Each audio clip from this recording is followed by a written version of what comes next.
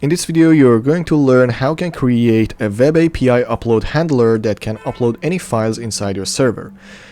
You'll also learn how you can add an extension validation and a size limit validation for it.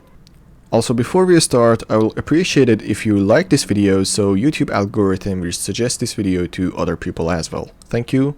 Let's get going. So I've just created a new project, and here I've deleted the default controller and created a new controller called main controller. Inside of it I have a method called upload file, which is of type iActionResult of post method. I've also added the action to our route, so our route going to be API, the name of our controller, which is main, and the name of our action here, which is upload file. Now the first thing that we need to do is to get the file that we want to be uploaded inside our server. There is a specific type called iForm file, which is like any other variable. It is a variable that is specified for getting files. So let me call it file. And now if I run my project here inside Swagger, if we say try it out, you can see we can upload a file here. So after we get the file, we need to do some validations, then we need to save it on the system. And to do that, I always like to create another class. Let's first create a folder for it.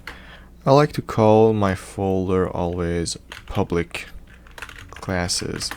Many people call it helpers, but I always like it as public classes. Inside public classes, I want to create another class. I want to call it upload handler, and let's just create it. So inside upload handler, I want to create a public string upload, and I'm defining it as string because I want to return an error message if any of our validations didn't work. So our upload method gonna take an iForm file, let's call it file again. Now after we send the file from the controller inside our upload handler, before we save it into the server, I want to do some validation on it. So some of the validations that we want to put is extension, another one is file size. After we validate file size, we want to do something else called name changing, which is basically before we save it onto the server, we want to change its name for security reasons. Now we can add so much stuff into it and make it very, very dynamic. For example, the list of extensions, the file size, and you can give it the custom path. You can check either if you want this file to be public or private. But for the sake of understanding it better for you, I'm just going to do this statically and just set the extensions and addresses in a static way. Now let's dive into our validations. So for extensions, there is a class inside C# called path class. We have a method inside of it called getExtension, and we can give a file to this getExtension. So we say file dot file name, and here we can get the extension of our uploaded file. Now let's save it inside a variable. Let's call it string extension. Also here, let's create a list of string and let's call it valid extensions. It's going to be a new list of string. Here I want to give it a few values. One of them going to be .jpeg and another one going to be .png and also .gif. So here are the valid extensions that we want to check our uploaded file extension to see if this is inside of our valid extensions.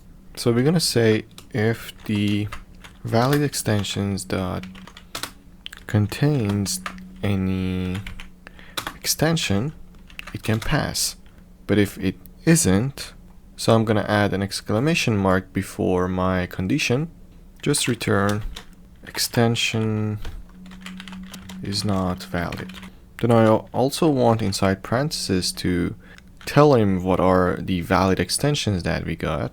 Here we can say .jpeg, .png, and .gif, but it's better to be dynamic. So I'm gonna open and close two brackets here and a $sign here. So this is the way that we can add C# code inside of our string. And here I want to say string.join. Here we're going to say use comma for separator, and the list that we want to separate is valid extensions. This line of code will separate every value that we have inside the list with a comma and put it as a string inside our error message. Now it's time to validate the file size of our uploaded file. So for the file size, let's just create a variable of type long and let's call it size. And it is going to be equal to file.length. File.length going to be the size of our file in bytes. So to check the file size, we're going to say if the size of our uploaded file was more than, and here we want to open up a parenthesis. Now in this parenthesis, I want to put the size limit of my file, which I'm considering it 5 megabytes.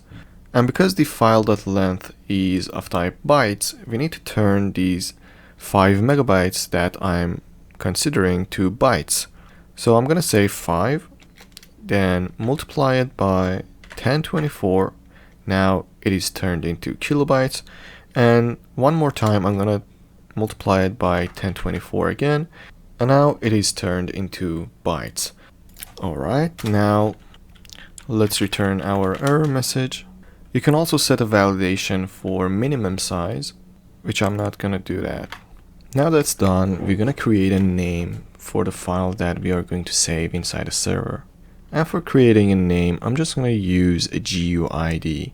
So let's create a string, call it file name, and I'm going to set it equal to GUID.newGUID.toString.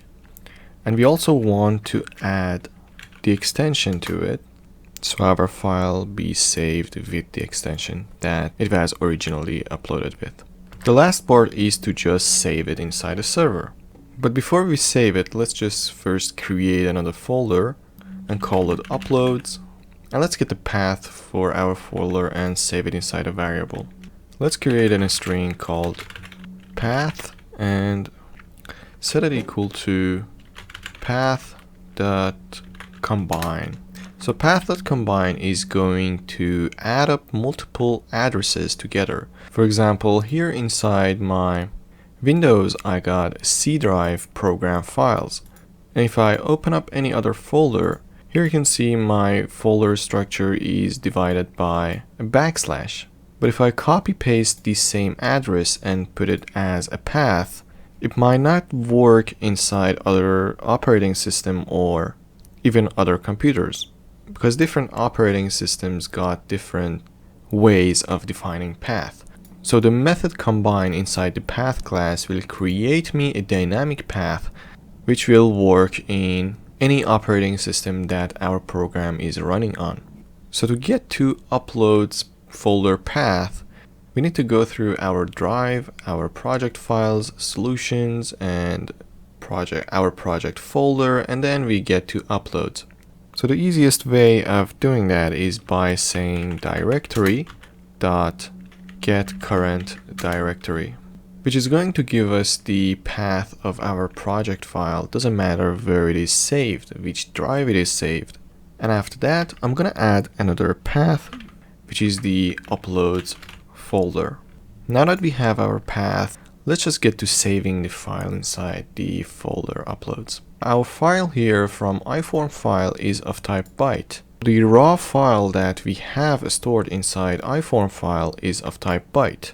So to turn this byte into a file that we can use and see just like any other normal files, we need to first turn it into a stream. And to be exact, we need to turn it into a file stream.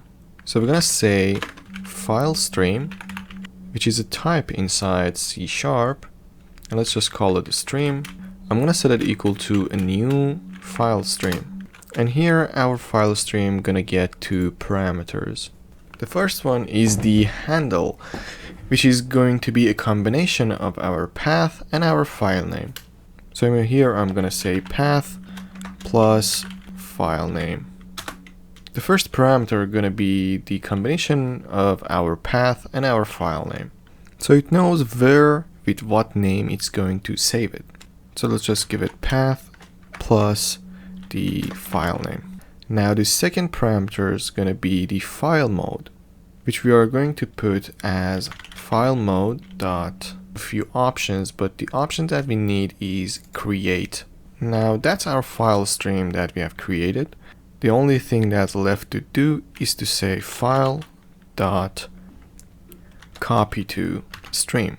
This copy to is a method of iFormFile, which is copy the stored bytes inside our file into a stream. And that stream will save it inside the uploads folder. And after we used our stream, we need to close the stream by saying stream.dispose and then stream.close.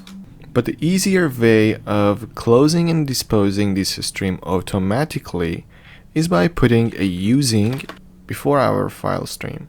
By putting the using inside the file stream after the operation is done, it will automatically close and dispose the stream that we have created. And after everything is done, we're gonna return the file name, which we just created. Okay, now it's time to test it. So here, instead of null, I'm gonna say new upload handler dot upload, and inside the upload, I'm gonna pass the file.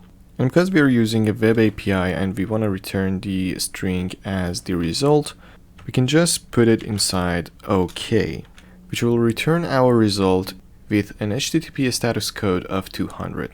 Now if we run our application, here inside Swagger, we can select the file and just press execute, and here is the file name that it has been created and saved inside our server, which if I go into my Solution Explorer, if we select the file and press execute, it will give us the generated name with the extension, and let's go see if it has saved it inside a folder. Oh, it hasn't, and it have saved it inside my project files with the uploads here. Oh, I get a problem. The problem is here that we are adding the path to the file name, which instead of doing this, we should do path.combine and say path and the file name. Now if we run it again, I don't think we run into any problem. Let's first try another extension. So you can see the extension is not valid, and if we set a valid extension, here it is uploaded, and inside my Solution Explorer, the file has been uploaded inside my uploads folder. You can easily modify this method and make it your own. I'm also going to upload it inside my GitHub and put a link into the description for you to download it. If this video was helpful and you learned something, please consider liking this video for the YouTube algorithm to suggest it to more people, and I get more energized to create more videos like this. Thank you for watching. Bye bye.